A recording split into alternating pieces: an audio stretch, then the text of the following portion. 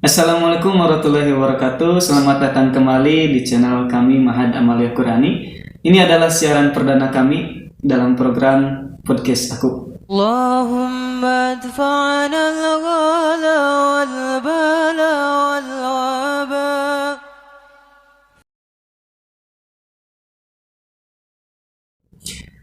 Sebagaimana yang teman-teman ketahui dari medsos atau website yang kami miliki, itu bahwa pesantren Mahad Amalia Qurani ini adalah khusus untuk para penghafal Quran di daerah Kabupaten Bandung ini. Nah, ada mungkin dari teman-teman yang masih penasaran atau yang ingin tahu lebih banyak lagi mengenai pondok pesantren Mahad Amalia Qurani ini. Nah, kita akan insya Allah bahas dari sini. Bagaimana terbentuknya, terus kapan beroperasinya, dan sejarah awal perjuangan yang dilalui oleh para pendiri-pendiri Mahad Amalia Qurani sampai dengan saat ini. Oleh karenanya pada saat ini alhamdulillah kita langsung mengundang di sini ada pimpinan Mahad Amalia Qurani yaitu Ustaz Ali Husain SPDM.com. Yang insya Allah pada kesempatan kali ini kita akan berbincang sedikit tentang sejarah Mahad Amalia Qurani ini dari awal hingga saat ini gitu. Dan sebelum kita lanjutkan ya kepada pembahasan inti tentang kita mengetahui bagaimana perjuangan awal mula atau sejarah Mahad Amalia Qurani, kita akan sedikit dulu berkenalan dengan Pak Ustadz ya, atau ini akan sebagai kita agar kenal dulu gitu ya. Nah, maka dari itu kami silahkan dulu pada Ustadz untuk menjelaskan profil singkatnya. Bismillahirrahmanirrahim. Assalamualaikum warahmatullahi wabarakatuh. Waalaikumsalam warahmatullahi wabarakatuh. Bismillah walhamdulillah. Wassalatu wassalamu ala rasulillah wa ala alihi wa ashabihi wa mawalah. Asyhadu an la ilaha illallah wahdahu la syarikalah wa asyhadu anna Muhammadan abduhu wa rasuluhu alladzi la nabiyya ba'dah. Alhamdulillah hari ini kita bisa memulai siaran kita yang perdana. Dan tentunya tiada niat yang kita kerjakan ini kecuali mendatangkan manfaat dan maslahat bagi banyak orang tentunya. Wabil khusus bagi orang tua santri dan calon orang tua santri yang ingin mengenal lebih dekat tentang Mahad Amalia Qurani. Dalam kesempatan ini perkenalkan, mohon izin, nama saya adalah Ali Husain dan saya termasuk salah satu pendiri dari Mahad Amalia Qurani. Alhamdulillah asli dari wilayah sini, Kampung Pemutingan, Desa Malakasari, Kabupaten Bandung. Dan kami di sini total para pendiri sebetulnya itu ada banyak. Cuman sampai dengan saat ini kita tinggal 3 orang saja para pengurus itu. Nah, kurang lebih seperti itu. Saking berjalannya waktu mungkin ya saja gitu. Jadi ada seleksi alam itu. Nah, kurang lebih seperti itu. Ya. Jadi nanti itu pada saat kita memulai perjalanan ini, kami memulai itu sebetulnya dari tahun 2010. Dan legalitas daripada Mahad Amalia Qurani, payung hukumnya itu adalah sebuah yayasan. Nama yayasannya adalah Barokah Insan Indonesia. Dari Yayasan Barokah Insan Indonesia ini kemudian kami punya visi misi.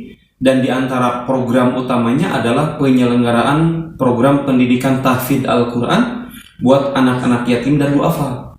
Dan itu dari 2010 baru mulai terbentuknya dari 2012. Baru mulai terbentuk 2012. Lumayan lama berarti ya. Alhamdulillah. Itu disebut dengan masa la yamutu fiha wa la yahya. Tidak hidup dan tidak mati. Antara mau maju ataukah akan hilang dan tenggelam. Seperti yang lain. Gitu kan lebih. Mungkin itu ya sedikit profil singkat dari Ustadz yang sebagai pendiri, perintis juga yang memperjuangkan Mahad Amalia Qurani sampai dengan saat ini. Mungkin langsung ke sesi pertanyaan dulu. Siap.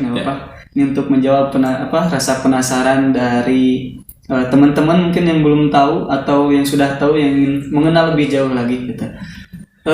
Yang pertama mungkin apa sih yang mendasari dibuatnya lembaga atau pesantren ini dan fokusnya ke dalam Al-Quran itu sendiri. Ya, jadi dulu itu Ustadz secara pribadi itu punya adik. Nah, adik tersebut ketika lulus dari aliyah terus cerita pengen mondok dan ngafalin Quran. Nah, saat pengen mondok dan ngafalin Quran, adek ini pesan coba dicari pesantren tahfidz yang tidak berbayar dengan alasan bahwa menyesuaikan dengan ekonomi keluarga waktu itu.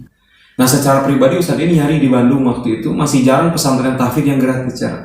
Tahun berapa sih itu? Sampai itu nyari-nyari itu pokoknya tahun 2009 dan 2010 kalau tidak salah. 2010-an, 2009 lah. 2009 itu mulai nyari-nyari di Bandung tidak dapat, akhirnya dapat kabar bahwa di daerah Subang ada. Maka di Subang itulah kemudian kita dapati satu pesantren itu yang punyanya orang Qatar. Nah, lantas kemudian kita nanya-nanya di sana adalah pesantren untuk tahfidz Quran di sana. Akhirnya kita coba masukkan adek, lantas kemudian mondok di sana. Seiring berjalannya waktu terinspirasi. Inspirasinya adalah ini ada yang sedang berupaya untuk menghafalkan firman Allah dan sedang berjuang di pesantren tersebut. Nah, jadi Ustaz kepikiran untuk bagaimana kalau saya coba bikin merintis pesantren itu sampai nanti kalau adik sudah selesai datang nanti akan memimpin di pesantren, akan ngajar di pesantren. Nah, itu latar belakang paling pokok sekali. Dan yang keduanya adalah kenapa kemudian untuk yatim dan duafa. Sekarang sudah banyak sekali beredar pesantren Quran untuk yatim dan duafa. Di zaman itu di tahun 2010 itu sangat jarang pesantren itu gratis, apalagi disediakan yatim dan duafa. Mungkin belum seviral hari ini gitu. Dulu itu sunyi senyap perjalanan. Nah, kenapa terfikir yatim dan duafa? Karena alasan kedua adalah semua orang berhak memiliki pendidikan yang bagus, yang baik. Pendidikan ini tidak hanya dimiliki oleh orang-orang yang kaya dan berkemampuan punya dana saja. Maka pendidikan harus dirasakan oleh anak-anak yang kekurangan, bahkan itu anak yatim. Itu dasar yang kedua. Kenapa kemudian Al-Quran dan kenapa kemudian memilih anak yatim dan duafa. Nah, kurang lebih seperti itu alasan paling pokok. Mungkin tadinya mau nanya tentang seputar sejarahnya Ustaz. Ya, okay. Tapi kayaknya udah tercover ya urusannya gitu sedikit sebagai penjelasan. Nah, mungkin dari yang makin penasaran lagi gitu, mungkin dari penamaan pesantren ini kenapa mengambil nama Ma'had Amaliyah Qur'ani itu? Yes. Jadi awal mulanya itu sebetulnya bukan Ma'had Amaliyah Qur'ani. Kita sempat punya namanya adalah Saung Tahfidz. Saung Tahfidz. Iya, dikarenakan kita memulai dari rumah. Awal mula kita memulai Ustadz secara pribadi berumah tangga, terus kemudian kita rumah ngontrak, kita kasih nama Saung Tahfidz waktu itu. Dari Saung Tahfidz kemudian naik menjadi waktu itu rumah tahfidz Barokah Islamiyah. Barokah Islamiyah, sempat itu jadi Barokah Islamiyah. Ketika adik yang tadi di Subang lulus, kemudian menikah, nah suaminya juga hafidz, kita tanya pendapatnya apa nama. Itu dia ngasih nama juga sama, Ma'had Al-Barokah Al-Islamiyah Litahfidil Quran. Waktu itu sempat namanya itu. Nah, lantas kemudian berubah. Kenapa berubah? Kita akan cocokkan kata pembimbing.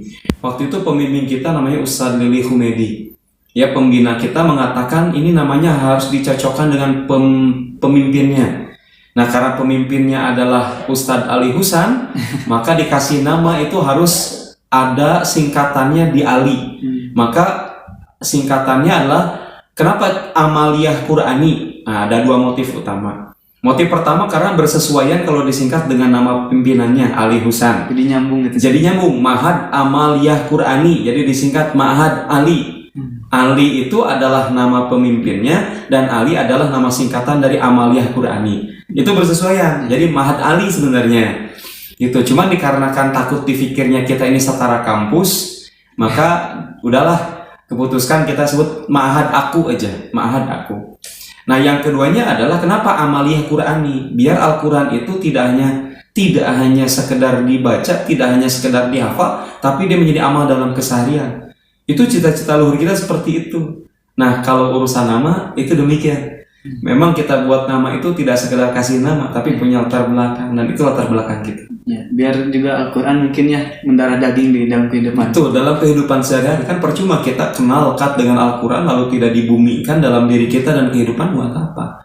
Itulah kemudian cita-cita kenapa disebut Ma'had Amaliyah Qur'ani. Begitu. Berarti udah ada sekitar 3 nama saja. Betul sekali, dari awal sampai Dari hari awal ini. sampai hari ini. Tapi yang sudah memang baku dan memang kita perkenalkan adalah Ma'had Amaliyah Qur'ani, dan kita singkat jadi Ma'had Aku. Nah gitu ya, mungkin teman-teman sedikit profil singkat tadi, dari sejarah, ya, terus yang mendasari alasan didirikannya pesantren ini, terus kenapa harus fokus ke Al-Quran, terus kenapa namanya itu Ma'had Amaliyah Qur'ani, ya, seperti yang tadi beliau sampaikan. Jadi ada alasan-alasan tertentu. Baik teman-teman semuanya, mungkin untuk perjumpaan kali ini itu saja dulu saja. Siap. Mudah-mudahan ada guna serta manfaatnya buat teman-teman yang belum tahu, terus teman-teman yang udah tahu, yang ingin mengetahui lebih banyak lagi tentang Ma'had Amaliyah Qur'ani. Tapi sebelum kita akhiri, jangan lupa like, subscribe, dan share ke teman-teman biar channel ini makin bermanfaat lagi untuk semuanya. Dan juga jangan lupa ikuti atau follow medsos-medsos atau akun-akun medsos kami yang insya Allah ada di deskripsinya gitu. Baik teman-teman sekalian, terima kasih banyak, mudah-mudahan ada guna serta manfaat. Terima kasih banyak juga Ustaz sudah berkenan hadir di sini. Alhamdulillah. Insya Allah menjadi pengetahuan juga bagi teman-teman yang belum tahu.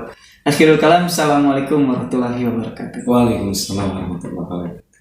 شكرا يا ربي شكرا هديت قلبي شكرا نورت دربي شكرا شكرا يا رب شكرا يا ربي شكرا هديت قلبي شكرا نورت